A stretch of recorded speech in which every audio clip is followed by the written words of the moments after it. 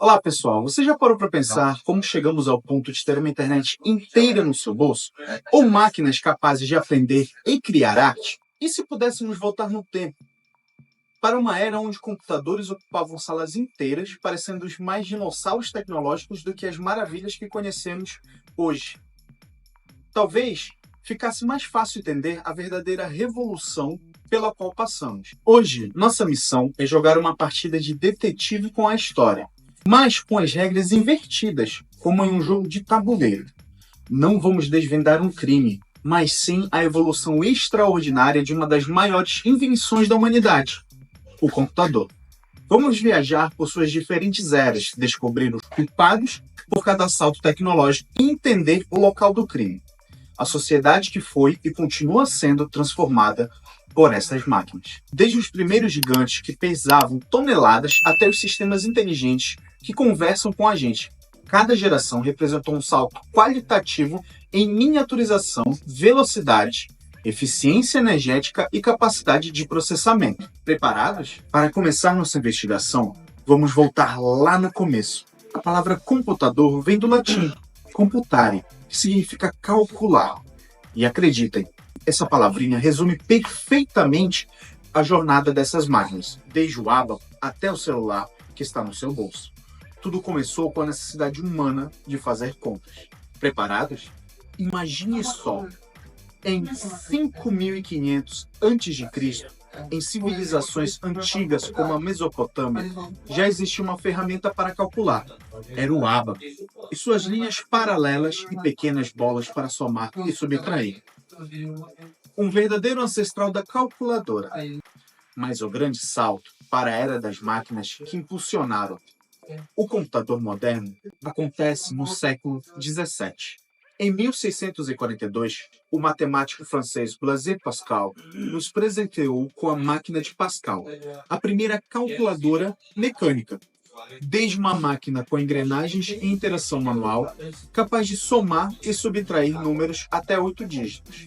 30 anos depois, o gênio alemão Gottfried Wilhelm von Leibniz atualizou essa belezinha, adicionando multiplicação e divisão. Que avanço, não é? Agora, por incrível que pareça, uma máquina de tecer deu uma contribuição gigantesca para a computação. Em 1803, Joseph-Marie Jacquard criou o tear programável. Ele usava cartões com parafusos para criar padrões complexos em tecidos, automatizando uma tarefa chata e demorada. Por isso, ele é considerado a primeira máquina programável, um verdadeiro tataravô do nosso computador. E agora, prepare-se para conhecer um dos maiores nomes da história da computação, Charles Babbage. Em 1822, ele idealizou a máquina de diferenças, movida a vapor e feita para resolver equações complexas. Infelizmente, a tecnologia da época não permitiu que ela fosse construída. Mas Babbage não parou por aí. Ele criou a máquina analítica, que aceitava aqueles cartões perfurados do tear como entrada e imprimia os resultados.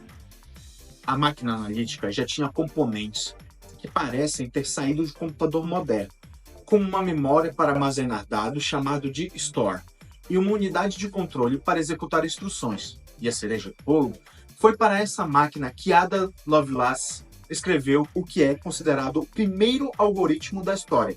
Saltando para o século XX, a busca por máquinas ainda mais poderosas ganhou um protagonista central, Alan Turing. Esse matemático e cientista britânico foi responsável por conceituar a máquina de Turing, um modelo teórico capaz de resolver qualquer problema computacional. As ideias de Turing foram tão revolucionárias que serviram de alicerce para a construção dos computadores como os conhecemos hoje. Ele nos deu as bases para entender como as máquinas podem pensar e processar informações de lógica. Um verdadeiro gênio que mudou o curso da história. Imagine uma máquina tão grande que precisaria de uma sala inteira só para ela, pesando o mesmo que um caminhão, cerca de 30 toneladas. Essa era a realidade da primeira geração de computadores, entre 1940 e 1956. O coração desses gigantes eram as válvulas eletrônicas, componentes frágeis que funcionavam como interruptores, controlando o fluxo de eletricidade. O famoso ENIAC, por exemplo, foi um dos grandes nomes dessa era. Ele conseguia realizar em 30 segundos cálculos que antes levavam 12 horas. Isso era revolucionário. Mas ele vinha com seus desafios. Eram necessários milhares de válvulas, capacitores e resistores conectados por quilômetros de fios. E como se não bastasse, esses computadores esquentavam muito, sofriam paralisações contínuas e só conseguiam resolver uma tarefa por vez. A programação era feita diretamente no hardware, numa linguagem de máquina tão complexa que levaria um século para dominar. Agora imagine que, de repente, o dinossauro que ocupava sua sala inteira encolhe para o tamanho de uma pequena geladeira. Essa foi a revolução dos transistores. Na segunda geração, entre 1956 e 1963, as válvulas foram substituídas por esses pequenos heróis, os transistores. A mudança foi brutal. Computadores que antes pesavam 30 toneladas foram reduzidos para aproximadamente 1 tonelada ou menos. E o melhor? Eles eram apenas mais rápidos, mais eficientes, geravam muito menos calor e eram incrivelmente mais confiáveis. Era o início da miniaturização que a lei de Moore previa décadas depois. A programação também deu um salto gigantesco. Começaram a surgir as primeiras linguagens de alto nível, como COBOL e Fortran, tornando a comunicação com a máquina um pouco mais amigável. O armazenamento de dados melhorou com as fitas magnéticas, e os computadores passaram a guardar instruções em suas memórias, usando a tecnologia de núcleo magnético. O IBM 1401 foi um dos marcos dessa época. Essa geração pavimentou o caminho para a democratização da computação, tornando-a mais prática e acessível para o uso empresarial. Se antes encolhemos o dinossauro, agora imagine colocar uma cidade inteira de componentes eletrônicos em uma pastilha do tamanho da sua unha. Isso é o que aconteceu na terceira geração, entre 1964 e 1971, com a introdução dos circuitos integrados. Essa tecnologia revolucionária agrupou milhares de transistores, resistores e diodos em um único chip de silício. Com os circuitos integrados, os computadores ficaram ainda menores, mais leves e, principalmente, incrivelmente mais rápidos, realizando até 1 milhão de operações por segundo. A proximidade dos circuitos significava comunicação instantânea e a possibilidade de realizar mais operações simultaneamente. A confiabilidade aumentou e os custos começaram a cair, abrindo as portas para empresas de médio porte, centros de pesquisa e universidades menores.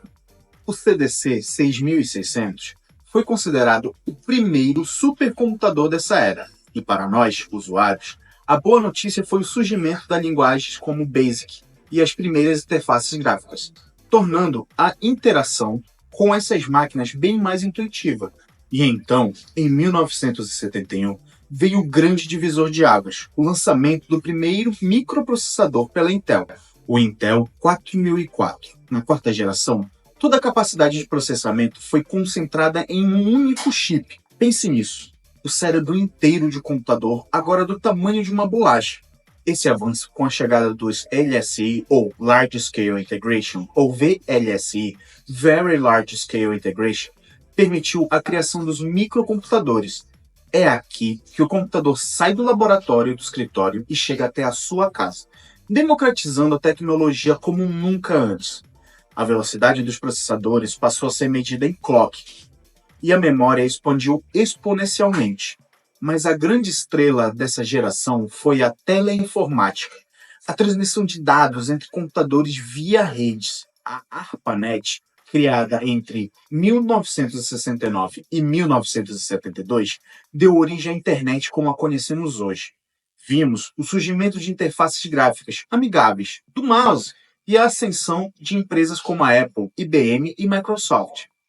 Foi essa geração que lançou as bases para a nossa sociedade digital atual, onde estamos conectados globalmente. E chegamos à quinta geração, que começou oficialmente na década de 1980, como um projeto japonês ambicioso, buscando criar máquinas com inteligência artificial e processamento paralelo. Essa é a era em que vivemos hoje. Essa geração é marcada pelo uso massivo de inteligência artificial, computação em nuvem e conectividade global. Nossos sistemas atuais são capazes de aprendizado automático, processam volumes gigantescos de dados, o famoso Big Data, e utilizam redes neurais para análises complexas. Pense nos sistemas virtuais que respondem em linguagem natural ou nos equipamentos de laboratório que analisam resultados com IA. A IA está literalmente transformando a internet. Ela está por trás de vídeos que melhoram a qualidade de imagem em 8K, por exemplo, ou de sistemas que geram textos e até imagens. Mas, como um jogo de detetive, há um mistério aqui. Será que o conteúdo gerado por IA vai sufocar o conteúdo humano? Alguns estudos sugerem que a internet pode se tornar uma floresta negra de conteúdo sintético, onde a vida orgânica busca refúgio.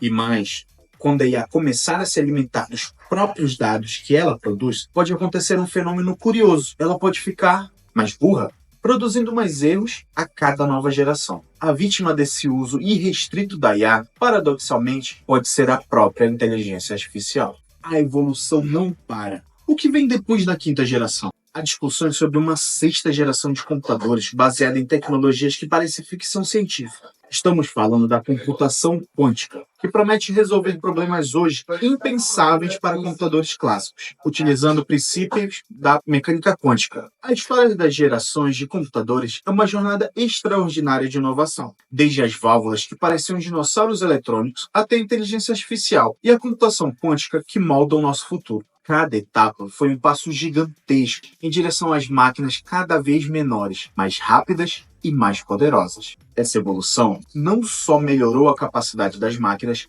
mas também democratizou o acesso à tecnologia, transformando computadores de ferramentas exclusivas para militares e cientistas em dispositivos pessoais, ubíquos. Para nós, que usamos e dependemos dessas máquinas todos os dias, entender essa trajetória histórica é fundamental para apreciar os princípios que governam o design dos sistemas computacionais modernos. As decisões de arquitetura que vemos hoje ainda carregam as lições aprendidas ao longo dessas gerações. A evolução computacional é um processo contínuo, onde a curiosidade e a disposição de brincar com novas ideias nos levam mais longe do que simplesmente ter todas as respostas. E se um dia a humanidade for capaz de curar doenças ou desvendar os mistérios do universo, pode ter certeza, um computador estará lá, participando de todas essas conquistas. Muito obrigado por acompanhar essa viagem e até a próxima.